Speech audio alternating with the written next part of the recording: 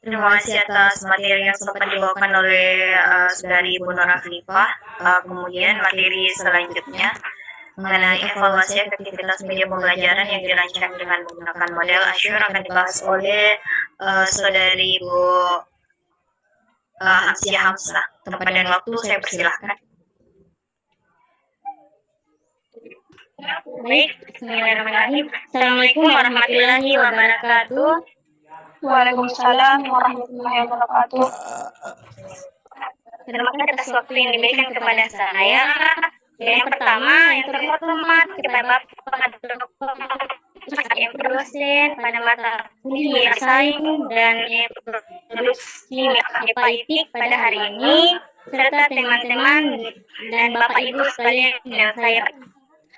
Adapun yang saya paparkan hari ini di mana membahas tentang evaluasi efektivitas media pembelajaran yang dirancang dengan menggunakan model ASUR.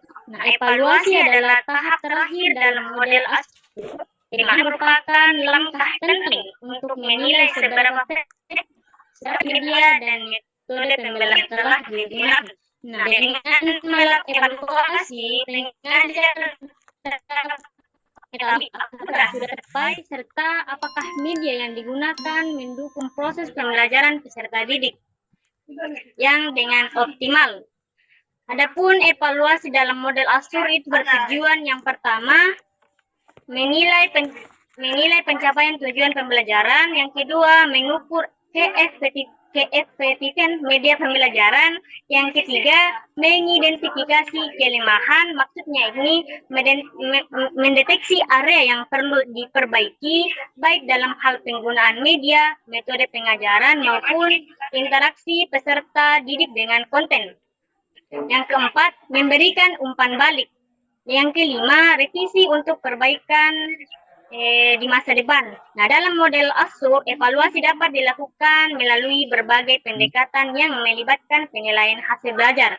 Nah, umpan balik kualitatif dari peserta didik atau serta pengajar dapat dibagi menjadi dua jenis. Yang pertama itu tentang evaluasi formatif, di mana dapat dilakukan selama proses pembelajaran berlangsung dengan tujuan untuk memberikan umpan balik agar pengajar dapat melakukan penyesuaian atau perbaikan seketika. Yang kedua, evaluasi sumatif, di mana dilakukan setelah proses pembelajaran selesai untuk menilai seberapa efektif media dan metode dalam mencapai tujuan pembelajaran. Nah, ada langkah-langkah dalam evaluasi efektivitas media pembelajaran berdasarkan model ASUR. Yang pertama itu evaluasi pencapaian tujuan pembelajaran.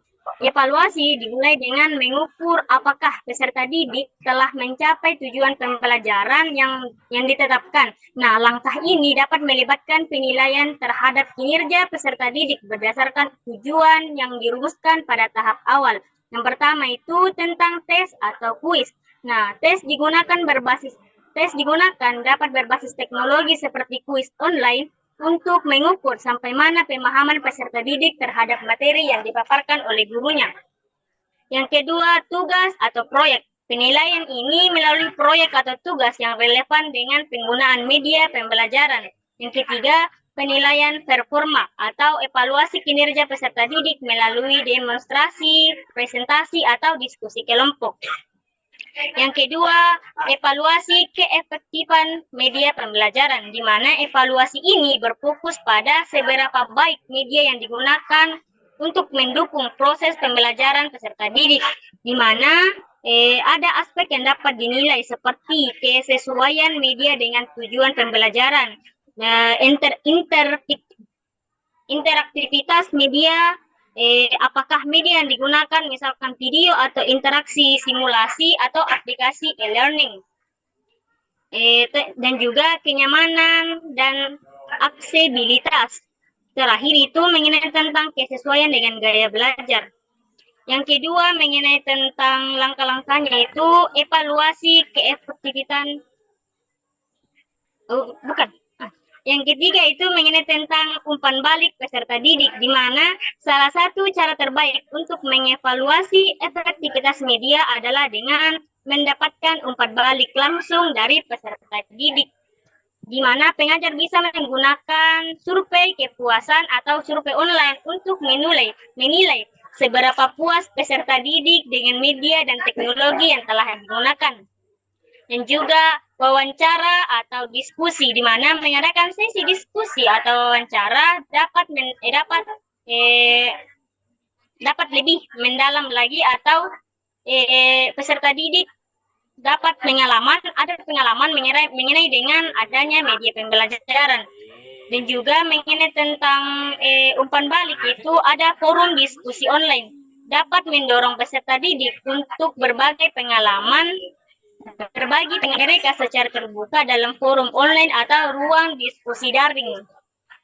Yang terakhir mengenai tentang langkah-langkahnya, itu evaluasi terhadap metode dan strategi pengajar.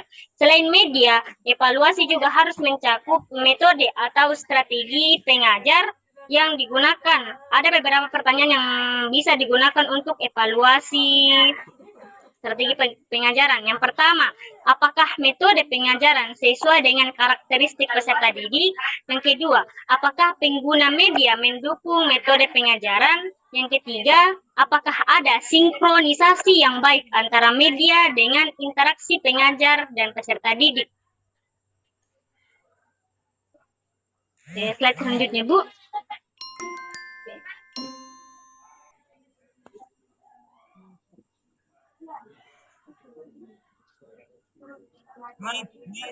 Selanjutnya, Bu. Adapun yang terakhir mengenai tentang kesimpulan. Secara keseluruhan, model Azur adalah alat yang kuat dalam desain pembelajaran karena menekankan pentingnya analisis peserta didik, perencanaan yang tepat, penggunaan media yang efektif, dan evaluasi yang berkelanjutan. Dengan mengikuti langkah-langkah dalam model ini, pengajar dapat menciptakan pengalaman belajar yang lebih bermakna dan relevan bagi peserta didik.